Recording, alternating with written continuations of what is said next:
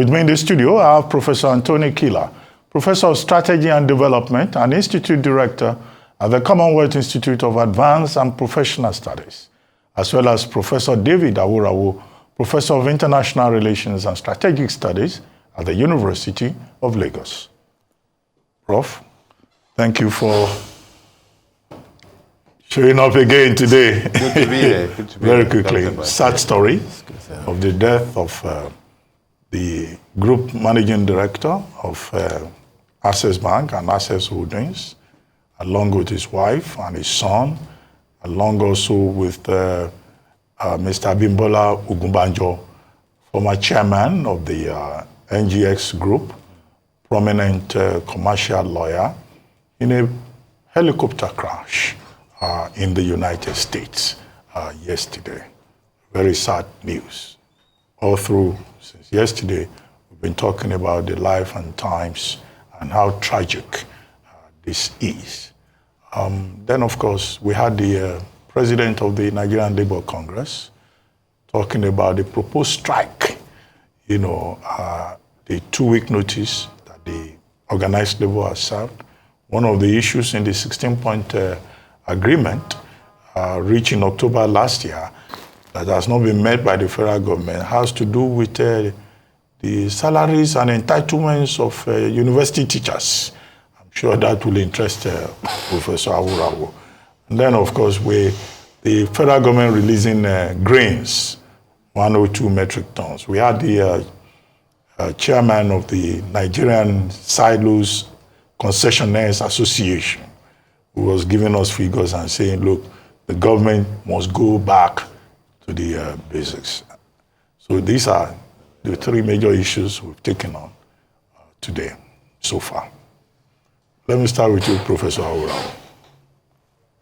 Yeah, it's really, really tragic, the death of the CEO of Access Holdings, young man, 57, who has made his mark in the banking industry. And of course, he's also been prominent in several other areas, most recently education, philanthropy, just name it. His death will touch thousands of people. It's really, really tragic. And to also remember that he was just on a trip, some vacationing, for vacationing to not turn to, such a tragic experience where himself, his wife, his son, and the others on the flight just perishing in that way. It's really, really tragic. It simply reminds all of us that life is fugacious, ephemerality of life, we call it. And these are things that should also remind us of the need to utilize whatever opportunity we have to contribute positively to humanity. Because at the end of the day, people fight, struggle, want to grab this, want to grab that. What will you be remembered for? It's a fundamental question, that will be asked when someone passes. The comments about him have been generally positive, which is good. There are many people that people won't have so many positive things to say about when they pass on. So it's also a time for reflecting. Incidentally, people have been referring to some comments he himself made, a couple of weeks ago, talking about learning to count our days and acquiring a heart of wisdom, and that the moment we have to breathe, to live, we should reflect on, what we do with that time. As if, a premonition that the time is near, to go. We can only pray that God grants the family the calm heart to be able to accept this. Somebody says his parents are still alive, and it makes it even more, disturbing. In the African culture, parents are not supposed to bury their children. It should be the other way around. It will be really, really distressing to the parents especially. So we can only pray that God grants them mercy, calm heart to be able to bear the loss. The second issue, which has to do with the Labour NSC planned strike. We've said this over and over again, that one of the weaknesses of this government is that it has focused on those who already have and seem to neglect those who have too little or have nothing at all. You recall the humanitarian ministry scandal, the minister suspended and all that. Those are supposed to be monies for the poorest of the poor in Nigeria that some people were trying to corner, so to speak. The government itself is not free of blame for those to whom it has made promises and nothing has happened. Of course, university teachers, it's like we worked 2022 and got nothing.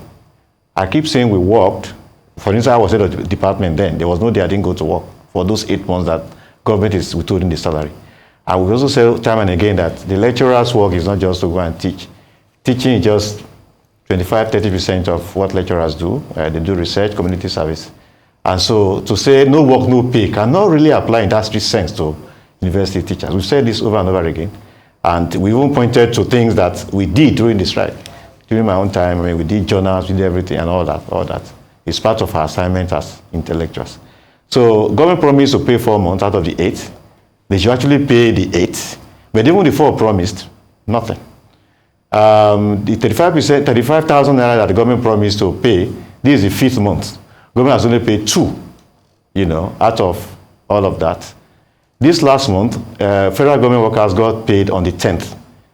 I've been in the service for quite some time now, over 20 years.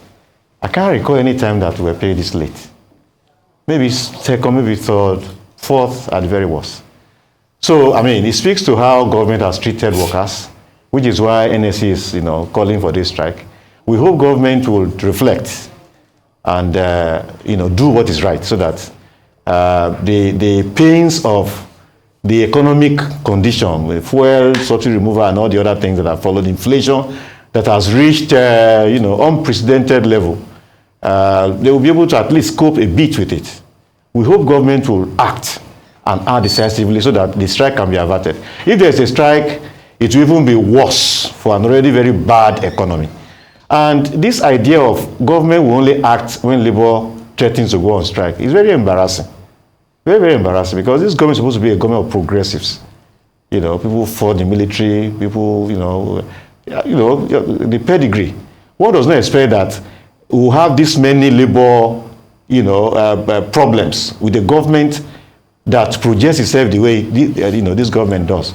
So, it's not too late. Government should take a step back, reflect, and do what is right so that this strike can be prevented. And this incessant industrial actions that they will likely face moving forward can also be averted. We hope so, because this same government that before you knew it, some people were getting a car of 160 million naira, and people cannot get 35,000. Just look at the difference. They have argued, we need a car for our assignment. A car of 20 million can also do the same assignment in an economy like ours. It just speaks to the insensitivity of the ruling class in Nigeria, but we hope the government will listen. The government of President Tinubu is better than that of Buhari in that respect. I can say that categorically. He listens, unlike the other one that you hear nothing. You go and jump into the lagoon, that's your business. But this one, at least the president listens, the government listens. So we hope that the government will do what is right, so that the already bad situation will not be made worse. Then finally, the grain thing. Yes, the condition is so bad. In fact, the government of Niger State is saying that food from Niger should not go to other states. That tells you the extreme, that things have, got to where we are now. Yes, release of the grain will be fine, but there was some revolution that was taking place under addition when I was Minister of Agriculture a couple of years ago, which almost made, which was pushing us towards being food sufficient. What happened to it?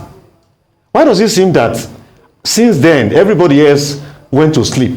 We are now in somnolence. If you release this grain comes from excess. So you need to also work to get some excess to replace it. So that if there is some need like this in future, the emergency release can come. So some very serious attention needs to be paid to our agricultural practice. They used to give them support and all that. Under Emefiele, we saw a whole lot of things back and forth and all that. something more systematic that will make us, because we're getting, even the rice. Where is Lake Rice, for instance? Lagos and Kebbi states partnering, and we had the rice all over the place. We helped. Where is Lake Rice? It has so totally disappeared to thin air. So these are initiatives that need to be revived and built on so that we can be full sufficient. Bringing grain from the day is good, but it's only for emergency. It's not supposed to be for a permanent thing. So let's get all these things coordinated so that we can address all of these problems from a more holistic point of view. Okay, Professor Kila.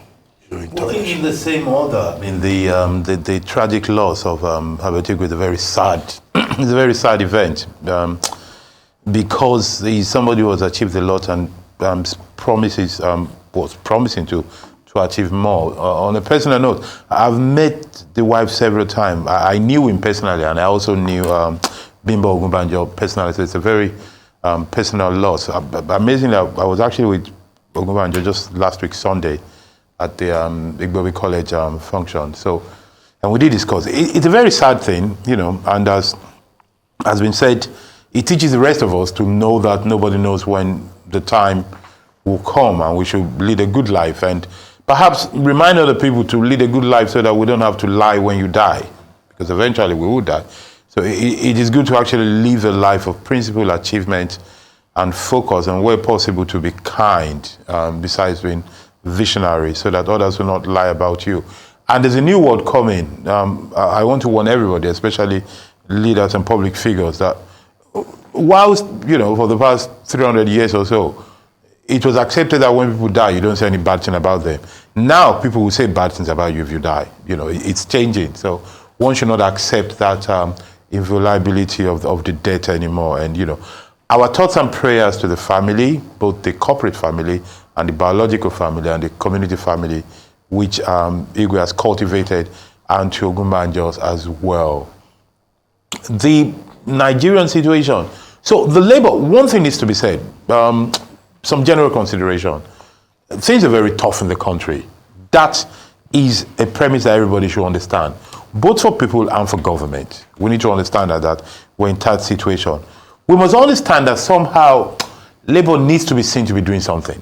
That is a duty they have, because if they don't do that, they will lose their relevance and importance. And I say relevance and importance not in a propagandistic way. It is almost as if they keep quiet, their essence will not be justified. I have seen people throw barbs at me, you know, who am I? Saying that you seem to be keeping quiet on this government, but you are always talking about the government. So that tells you how people are feeling about matters, you know, to say that you are protesting against Jonathan when he increased petrol from this level to that level, and this one you're not saying anything. It tells you how people feel, and it is important. I can say I don't care what people say, but Labour cannot do that. So they have to be seen to be doing something. In doing that, and we go to where I started from, somehow we must understand that the country is in a bad place. There seems to be no money. There seems to be lack of a lot of things. So somehow, the rational thing to do, whilst we understand our subjective and personal duties, is to find a way to have a conciliatory look at things, to see how we can all get out of it, knowing that we're in trouble. I do believe that the government, for example, has good intention, but somehow they're not able to bring out good output. You know, they're like people who want to feed you, but they don't know how to cook. There's like, given that we're near Valentine's Day, the government of Nigeria seems to be somebody who loves, but does not know how to love. I think there's some subtle contradictions there that hopefully they will get some more competence and a better look at things to be able to solve it. That is, and the proof of that is the fact that Comrade Ajero can sit at an interview, which was a tough interview he did with you, but he could point out that, what was his expression he used? No action. He could actually say, they made promises, but they've not fulfilled their promises. They've done things, but we've not seen the result of what they've done. I want to warn those in government, those in the presidency around them, that that is a very dangerous thing for government. It is a very dangerous thing that government should say something and not do it. That is worse than revolution. It is worse than chaos, because the essence of government, before infrastructure, before security, is certainty. When a government says something, it should do it. A government that does not do that risks not being thrown away. by revolution or coup, but actually reach some kind of defibrillation in which it loses its own authority to command. There is an issue that you mentioned, which is integrity of labor. And I think labor should take that very seriously. Comrade Ajero can say today that no government has given him 20 naira or 10 naira, nor lodged him in any hotel, but can he put his hand on fire for all his predecessors, especially some of them who have turned to politicians today? That is the kind of thing that we need to deal with. And to get it right, everybody needs to play their part in terms of vision, philosophy, and principle and sacrifice. That is very crucial because leadership is about certainty and integrity. If any kind of leadership, be it government or civil society, loses those things, there's a risk that they will not be able to function. I think that whilst we understand the need for labor to show their stance, the onus is also mainly on government, but I think also on labor, to understand that this is a tough situation. A strike will not benefit anybody. But the government should not exploit that kind of thing. Professor Aworawo was very right when he pointed out that it's a sad thing that until people bang their fist on the table, until they threaten to strike or go on strike or go to protest, government does not seem to respond. That's a very bad thing. We need to find a way to respond without threatening each other so that we can have a civic and civil conversation. It's a very crucial thing. In terms of the distribution of grain, which is a response to the food emergency, yes, it is a good thing that the government is reacting to the cry of the people. There's no doubt there's a good thing about that. But I have a problem with the kind of response they're giving. This kind of response is a desperate response. I have a problem with it for two reasons, and they're both procedural reasons. Number one is that we need not get to where we are today before we realize that we have a crisis at hand. Some of us have been saying it, a lot of my colleagues, economists, have been saying this thing. We saw it coming. This is the chronicle of a pre-announced trouble, and we could have dealt with it and averted it months ago before we got here. Now that we're here, whilst it is understandable that the people are hungry, give them food method, which seems direct, it is not just pedestrian, but it's actually sad. I mean, you give grains to people at war. Maybe where we are is as if we're war. I mean, what's this idea of government is giving out food? I think it's normal for us because I have seen food banks in Lagos now, which is something that was the first day I saw it, I actually parked to go and look at it to make sure I saw right. Those are very sad things that we should not normalize. Those are abnormal things. And I think whilst people are needy, somehow we need to philosophically and in terms of institution know that philanthropy is not a way of life. And this is where I go to the second point, which does not convince me about the way the government is acting. There's a tendency for government to act like philanthropists rather than government. This idea of giving out palliative, giving out grain, giving out money, is somehow we need to understand that the job of government is not to give out, it's to make things happen. And until we embrace that principle, we're going to be in trouble. So, President Aworawo is wrong when he says that the government seems not to be taking care of the poor. That does not remember the poor. The government remembers the poor. The problem is making them poorer by taking from them. So we have a government who, in the name of the poor, a lot of the things that the government is doing is done in the name of the poor and the very poor. The problem that is the result is making them poorer than they were, because now the rich is taking from the poor to become richer and the poor are getting poorer. I think that needs to change if we really want to get things right. Okay, talking about the poor, let's take this next topic. The Manufacturers Association of Nigeria and the Distillers and Blenders Association of Nigeria have warned that business investment worth over 800 billion naira may be lost if the ban placed on alcoholic beverages in sachets and PET bottles not less than 200 milliliters by the National Agency for Food and Drug and Administration Control, NAFDAC, is allowed to stay. The two industry stakeholder groups made their positions on the matter known the past week.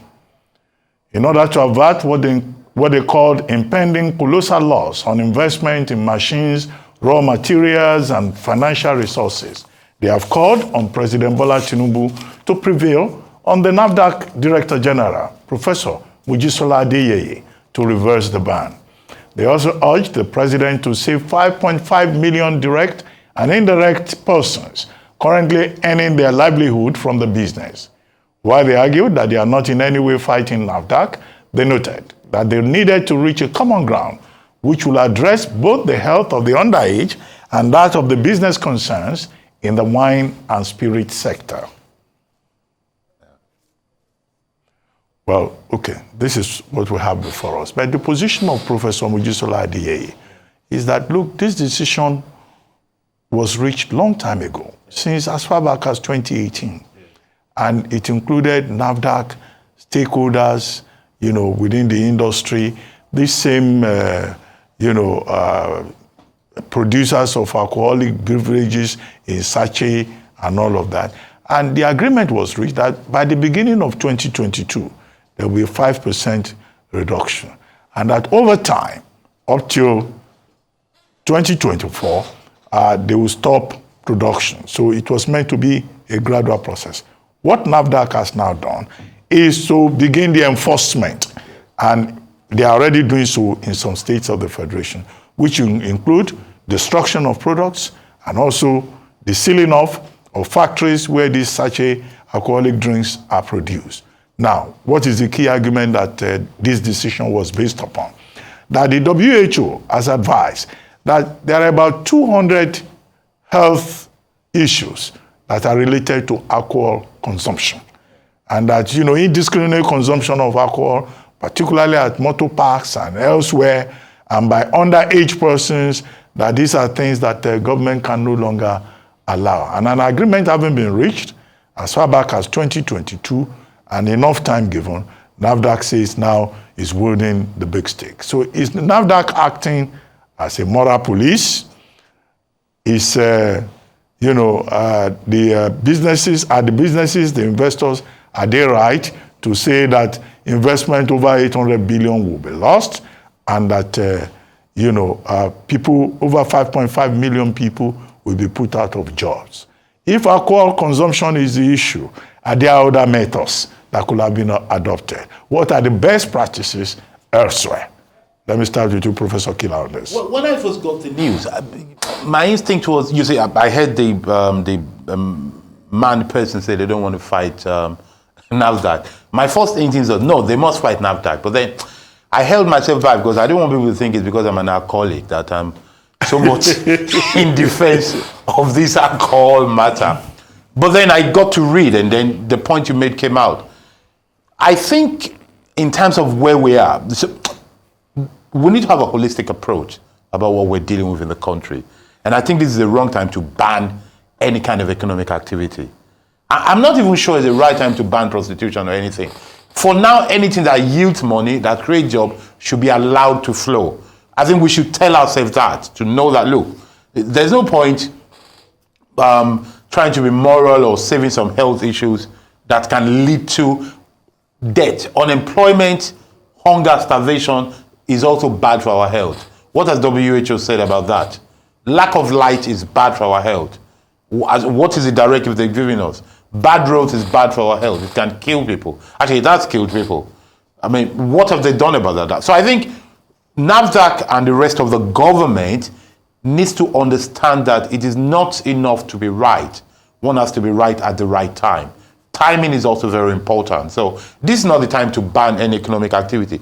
But I also think the leadership of man, they need to look at themselves seriously, because if they entered an agreement, they should respect it. They shouldn't have entered. I believe that they shouldn't have entered that kind of agreement.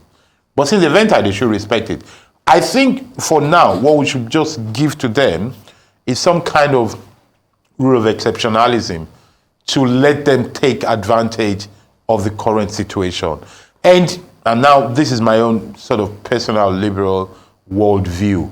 But I do not believe in banning. I believe in persuasion. This idea of saying that you ban a product and people will stop consuming it, I think is wrong. What we should do is to educate people not to consume it in the wrong way. Because the state, I don't think, has a moral authority to tell anybody not to consume anything unless it's pure poison. And if it's that, it will not be consumed. Because it is not illegal. The idea of saying, they're not saying we're banning alcohol. They're saying we're banning the dosage of alcohol. So they want to use economic and financial means to persuade people, but rather than persuade, they're coercing. Elsewhere, what they do, which I do not agree with, is fiscal measure. They put tax on it, on tobacco and alcohol, to dissuade people from consuming it. Even with that, I do not agree, but that's my own very personal thing. I think it's the schools, the churches, and the mosque and other places of worship, and the family that should let people know that life can be better with alcohol, if it can be. Sometimes one has doubt. Professor Aworawo? I agree with Professor Kila that man made a mistake to have entered into the agreement in 2018. It was a mistake. If you ask me personally, at an ethical level, I would say, well, I'm a grassroots person. Yeah. Where I see people in the parks in the morning, they are drinking this thing, throwing the sachet anywhere they can throw it and all that. I don't think it's so neat, but the question you ask is, tobacco, that's cigarettes, and this sachet drink, which one is worse for people's health? And why hasn't NAFDAC, or even the whole world, even WHO, why does the tobacco industry still exist? So my argument is that the comparative, this thing. If tobacco industries can still flourish, despite the fact that the people are told that those who smoke it are liable to die young, I don't think NAFDAC has any business banning such a drink. In my office, I have a lot of it. I have NSA, I have a blue label, red label. In your office? Yes, that people gave to me. I hardly drink, so they are there. Well, now, the point I'm making is that those who have it in bottles, is it not the same content? Why the target? A young person can also drink the one in bottle. If a young person gets it, a 13-year-old can drink it if he has access to it. Why target that one in sachet? Oh no, but there's a point though, Prof. It's affordability. What they say is this: because that is very affordable, it opens the market to many more people. Whereas the bottle, the blue label bottle, and the other bottles you have, they need to save a lot more to get to that. So because of that, it is argued that they can dissuade them. That's a price coercion in this case, but it's actually called price persuasion. Honestly, I think everything is wrong about it. Especially when you compare alcohol to tobacco. Yes. And other things that practically destroy your life. Yeah. It doesn't make sense. How did demand? What did they agree that? Look, just like you have said, the best way is persuasion. Whereas the National Orientation Agency and all the rest go, this thing, if you become an alcoholic, your life will be destroyed. Yes. If just like they tell people who take tobacco, that it is dangerous for you, but of course people still take it. They say, some people say, now something must kill man. But they use that philosophy and they go ahead. But in fairness, the tin and tobacco, the smokers have actually reduced generally compared to how people were smoking before. Maybe they should follow that too. They should follow. Yes. That's the point. That's what they should follow. You can't treat it. Is it because poor people are the ones that take it? Yes, that's it goes back again to the vulnerable, to the poor. the voiceless. Let's take a foreign subject before we close with football. Senegal. We treated the subject here last week, but there have been developments in that country. Protesters have now clashed with the police in Dakar after President Macky Sall announced the indefinite postponement of the presidential election set for February the 25th. Sall cited a dispute between the National Assembly and the Constitutional Court over rejected candidates as the reason for the delay. Opposition leaders denounced the decision and hundreds of protesters took to the streets Sunday. International entities, including the European Union, the United States, and France, called for a prompt, transparent, and credible election. As we pointed out last week, President Macky Sall's tenure expires on April 2. What he has now done, which is clearly a constitutional coup against the people of Senegal, one of the most stable democracies in Africa. Since independence, Senegal has not had a coup. Now Macky Sall has imposed a coup on the people of Senegal. One, he could not get the third term that he wanted, and now he has that third term through the back door.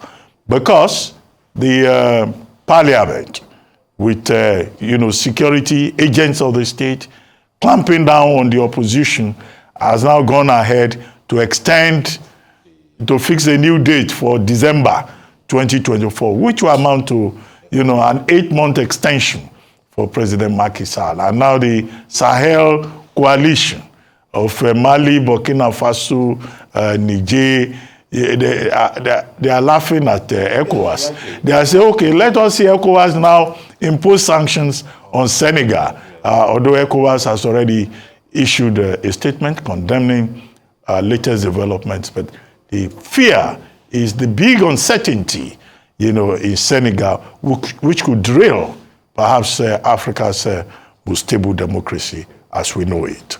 Professor Aworawo, I'll start with you. What is happening in Senegal is very, very disturbing. Macky Sall, the parliament, the political class in Senegal are a disgrace to Africa, a disgrace to democracy. Macky Sall wanted a third term, and then after the pressure and all that, he withdrew. I mean, there were even statements issued, even Nigeria issued a statement then, commending him for dropping the third term agenda. Only for him now to, what is his problem? What is the problem of Africa's political class? ECOWAS must act. This is a time for ECOWAS to show example that it is not only when the military take, plus a coup that they will make noise. It's not just about issuing statements.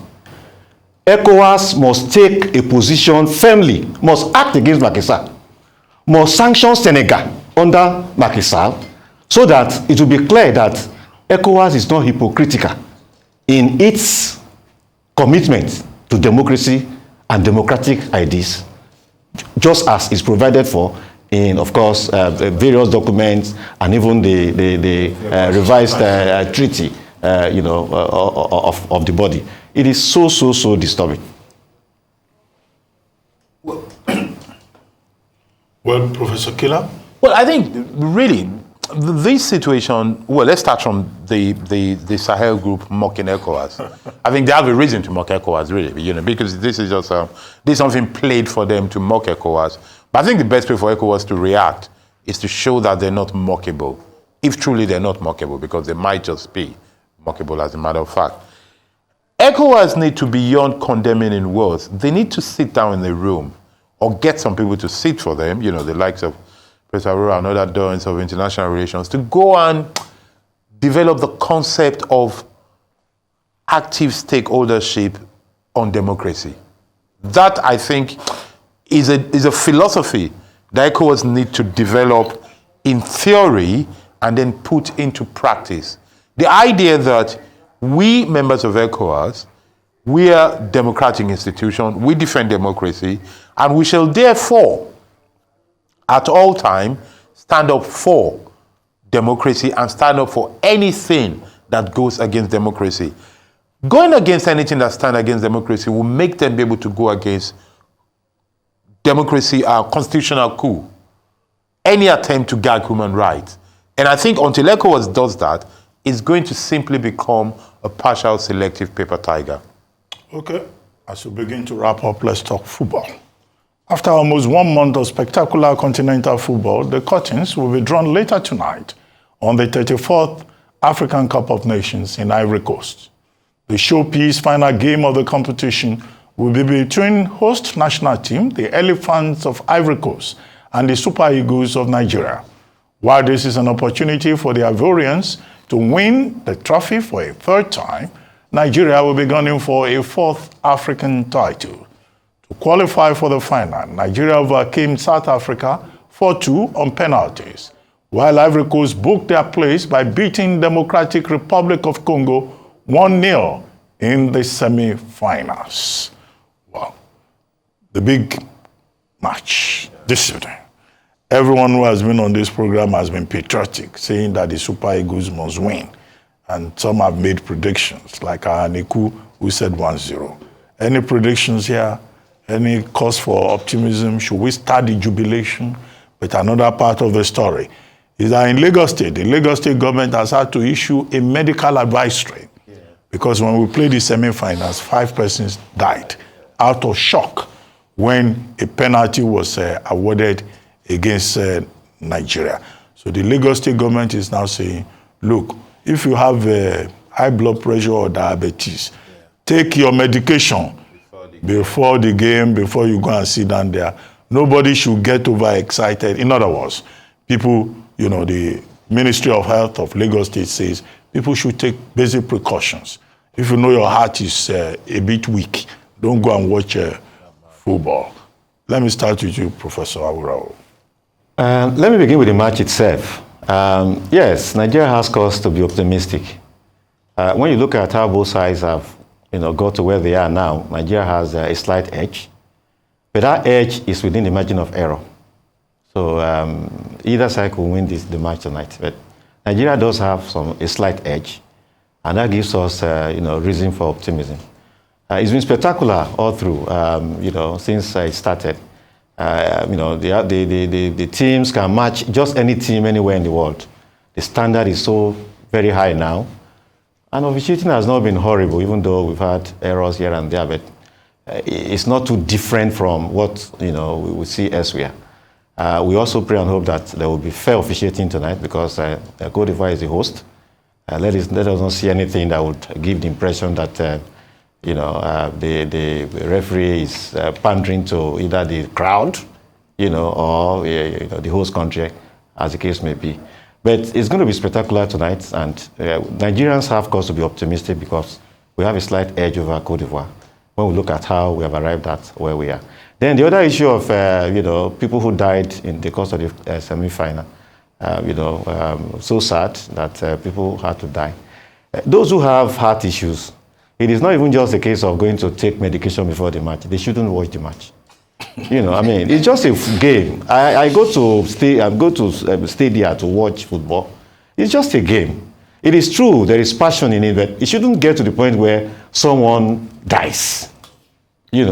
So if somebody has a heart attack, somebody is too emotional about all of just don't watch the match. Once in a while, go and check check the result, who is leading, and go and rest. When the match comes to an end, you will know because there will be uproar everywhere, and then you go and you just keep. Life is too expensive. Life is too precious to lose for just watching a soccer match. So if you have a heart issue, don't take your medication and don't watch. I saw a picture of somebody who covered the TV. I only left one part. I was looking. It's even worse. That is even worse. Don't watch. Your life is too precious for just a soccer game. That is my advice for those who if you know you have a heart problem, don't watch. Check the updates once in a while. In an hour and a half, 2 hours maximum, the match will be over. You see the result. If Nigeria wins, you jubilate. If it goes the other way, well, melancholy for some time, and you'll be fine from tomorrow. Those are just my comments to those. The Lagos State government says, know your limits. Yeah. Drink a lot of water. Stay hydrated and nourished. Take breaks. Stay calm and relaxed. These are some of the recommendations given by, and then prepare for emergencies. People should just prepare for emergencies. Don't drink water, take all these things, but don't watch if you know you are too emotional. Otherwise, another thing they could do is to speak to some teams. I won't mention names who are used to losing in the Premier League. No, that's Arsenal. If you say that, Arsenal fans don't have heart attack. Exactly. So they are used to it. They can learn from Arsenal fans on how to deal with this kind of thing. I'm very impressed and taught by the alacrity with which the Lagos State government has issued this health thing. It shows they're responsive, and I think it's something worthy of note. History will be kind to them on that they took note of this. But it tells you how passionate we are about football, but it also tells you there's an underlying malice in the country, because it is not the first time that we've gone to the final place, semi-final. I think it's the first time in history, unless this is the first time it's been recorded, where people would die so much. I watched a semi-final with a group of friends, and actually some of them were so tense they had to get up from watching it. But I guess they followed Professor Aworawo's idea. They walked away at some point when they were playing the penalties because they became so tense. So that is something we need to bear in mind. Kudos to Lagos State. Nigerians are passionate about football. And so, one thing I wanted to say, whilst politicians and others are talking about trying to make Nigerians patriotic, I think it will be clear to people that what these footballers are able to do for us is that they show us by their sweat and their conduct that they're working for Nigerians. And Nigerians rally around them easily. So when people come with other kind of stories, long stories about Nigeria not being patriotic, they should look at what the Eagles can do. Clear, transparent, sweating, common goal, unite Nigerians. And Nigerians are very easy to please, contrary to what politicians make us believe. I'd like to pay a special tribute to Victor Osimhen, who, for me, whatever happens, is the most valuable player in this competition. A man who can go solo, but worked hard for the team. Is consistent, creative, contributing at all time. That is the kind of spirit we need even in our leadership. I have said in other forums that every organization, every team, even every couple will do better if they have an Osimhen inside them. And I think it's a lesson we can take from the pitch to our lives of what that young man is doing there. I wish Nigeria well. I can't predict. I can only wish. I wish we win. Nigerians have a sense of entitlement in winning. Let everybody know that it is 50-50 chance. Nobody will die if anything happens. But let's enjoy the game and wish our boys the best. Well, you've praised Victor Osimhen. Some people will add to that Stanley Nwabali, the goalkeeper. The goalkeeper, yes. And you yourself mentioned earlier on, was it the defense you talked about? Yeah, I said, yes. My position on the defense, our best part is the defense. We're weak in the midfield. And our attack is not very solid. It's individual talents are there, but our forte. And in that defense, you have Stanley Nwabali. We have Stanley Nwabali, who is here, who has done both family and country. Yes, indeed. Proud. Yes, indeed. Well, thank you very much, Professor Anthony Kila and Professor David Aworawo. This is where we draw the curtain on the program today.